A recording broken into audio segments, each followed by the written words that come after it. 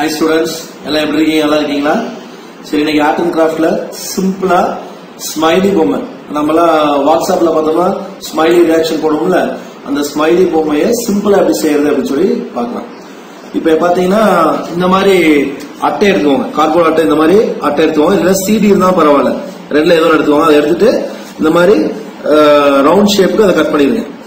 அதுக்கப்புறம் என்ன பண்ணுங்க, இந்த மாதிரி கலர் பேப்பர் அதை எடுத்துட்டு அது மேல அதை வச்சு வரைஞ்சு அதை ஒட்ட போறோம்.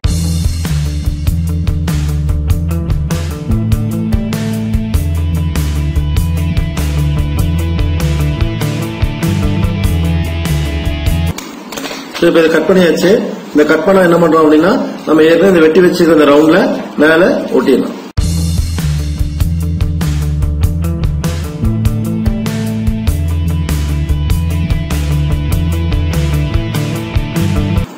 இப்ப வந்து இதை நம்ம ஒட்டிட்டோம்.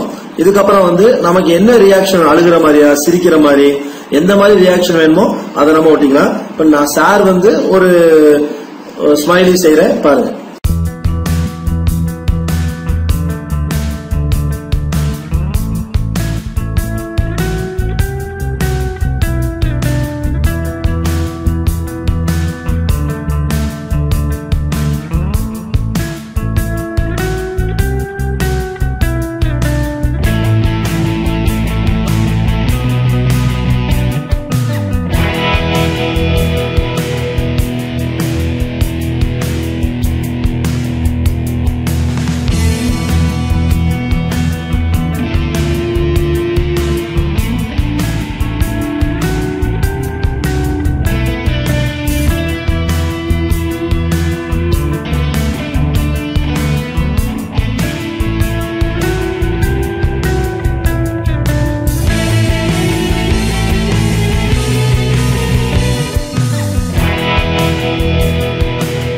இங்க பாருங்க, இப்ப சார் சிம்பிளா ஒரு ஸ்மைல் செஞ்சிருக்கேன்.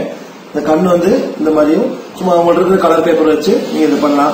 உங்கள்ட்ட கலர் பேப்பர் இல்ல அப்படின்னா நீங்க என்ன பண்ணலாம் அப்படின்னா கலரை பண்ணி கூட பண்ணிக்கலாம். இப்ப சார் வேற ரெண்டு ஸ்மைலி பண்ணிருக்கேன் பாருங்க. இங்க ஒரு ஸ்மைலி பண்ணிருக்கேன், இங்க ஒரு ஸ்மைலி, இந்த மாதிரி ரியாக்ஷன், இந்த ஒரு ஸ்மைலி பாருங்க மேல பாக்குற மாதிரி. இந்த மாதிரி டிஃப்ரெண்ட் ஸ்மைலிஸ் உங்களுக்கு என்ன ஸ்மைலி வேணுமோ நீங்க பண்ணலாம்.